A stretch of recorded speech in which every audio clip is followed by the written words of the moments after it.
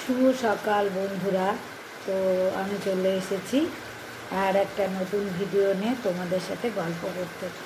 তো ঘুম থেকে উঠেই আজকে সকালবেলায় দেখছি যে খুব সুন্দর বৃষ্টি হচ্ছে, মানে পরিবেশটা একদম ঠান্ডা ঠান্ডা হয়ে গেছে, হাওয়া দিচ্ছে, খুব ভালো লাগছে।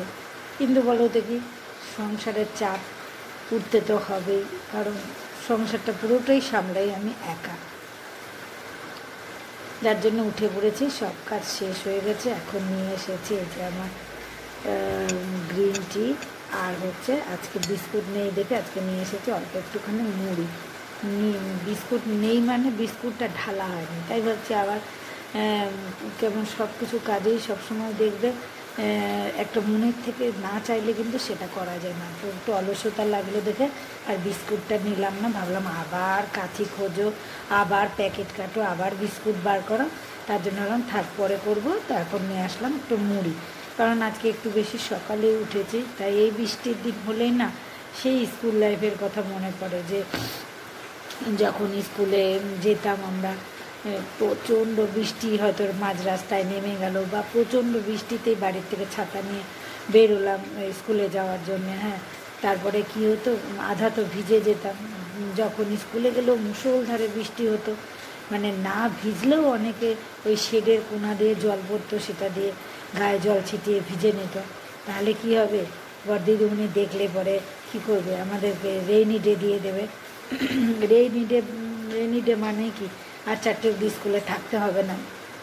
তো যাই হোক, সেই স্কুল দিনের সেই রেইনি ডের কথাটা খুব মনে পড়ছে আজকে, যে স্কুলে থাকতে এরকম বৃষ্টি হলে কি মজা হতো আমাদের।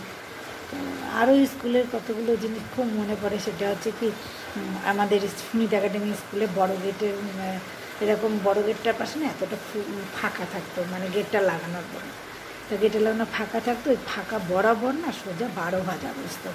এবার আমরা কী করতাম, এখন স্কুলে বাড়ির থেকে তো ভাত খেয়েই যেতাম, স্কুলেও আমাদের ভালো ভালো টিফিনই দিত, বলবো না যে খারাপ কিছু দিত, ভালো টিফিনই দিত, কিন্তু তবুও আমাদের একটা নেশা থাকতো ওই পেঁয়াজ দিয়ে করা 12 ভাজা খাওয়া। তো আমরাও এরকম করে হাত দিয়ে 12 ভাজাটা কিনে পয়সাটা দিয়ে যেই এরকম করে তাকাতাম, আর সোজাসুজি ছিল আমাদের দিদিমণি, নমিতা দিদিমণির ঘর। দেখতাম যে নমিতা দিদিমণি এরকম করে কোমরে হাত দিয়ে দাঁড়িয়ে দেখছে আর এমন এমন করে ডাক দিচ্ছে, আর মানে কি ওইখানেই তো 12 ভাজা আর কে নেবে। 12 ভাজা কোনো কোনো দিন 12 ভাজা মানে যেই লোকটা দিত তার হাতেই রেখে চলে আসতাম, আর কোনো কোনো দিন আবার হাতের মধ্যে মুঠ করে নিয়ে দিদিমণির সামনে গিয়ে দাঁড়াতাম মাথা নিচু করে। তো যাই হোক, আমাদের দিদিমণি, যে সকল দিদিমণিদের আমি পেয়েছি, দিদিমণিরা খুব আমাদের শাসন করতো ঠিকই, কিন্তু তার মাঝে কিন্তু একটা মাতৃস্নেহর ভালোবাসাও লুকিয়ে থাকতো দিদিমণিদের মধ্যে। তবে দুষ্টুমি কম করে নি, স্কুলে প্রচণ্ড দুষ্টুমি করতাম। একদিনকে আমাদের স্কুলে হাউস ছিল, তো Lakshmibai house, Durgavati house, Mirabai house, Nivedita house, হ্যাঁ এরকম গার্গী হাউস, এরকম অনেক 6টা আমাদের হাউস ছিল। তো আমি ছিলাম লক্ষ্মীবাই হাউসে।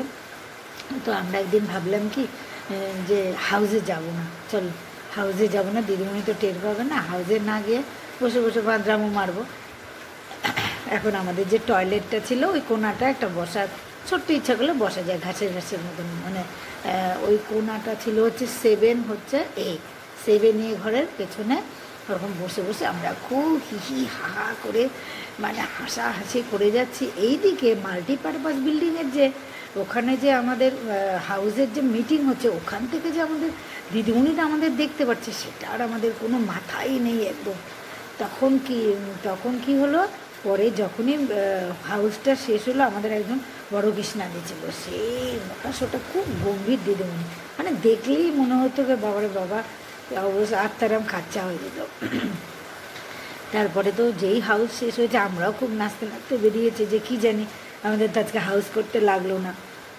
তো যাই হোক, কিন্তু হাউসে তো দিদিমণি অবশ্যই বলেছে, ওই দেখো ওই কয়েকজন দেখো কীরকম দুষ্টুমি করছে ওখানটা বসে বসে, ওরা আজকে হাউসে আসলো না।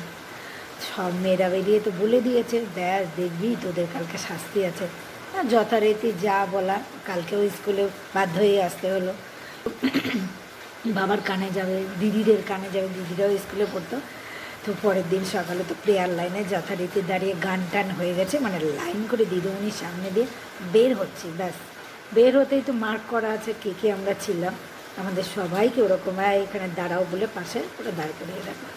দাঁড় করিয়ে রাখার পর তারপরে তো পা হাত পা কাঁপছে, কী হবে। তা দিদিমণি বললো যে তোমরা হাউস না করে এরকম তোমরা কেন ওখানে বসে বসে ওইরকম করছিলে, মানে হাসাহাসি এসব, কেন হাউসে এসে দুটো গল্প কবিতা এসব করলে সবার সঙ্গে থাকলে কী অসুবিধা, আর কোনো দিন করবে?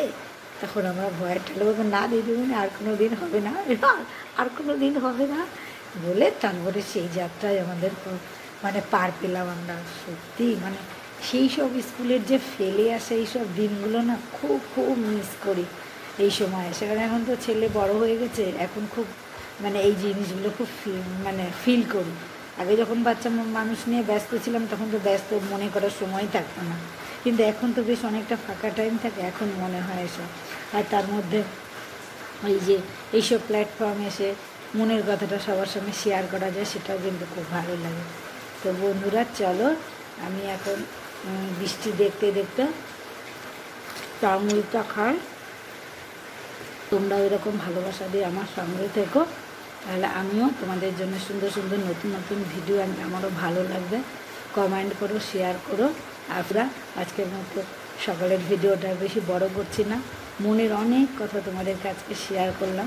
তোমরা যারা শুনে দিতে পারো তাদের তো অবশ্যই হয়তো এই গল্পগুলো শুনলে তোমাদেরও সেই স্কুল লাইফের কথা মনে পড়ে যাবে।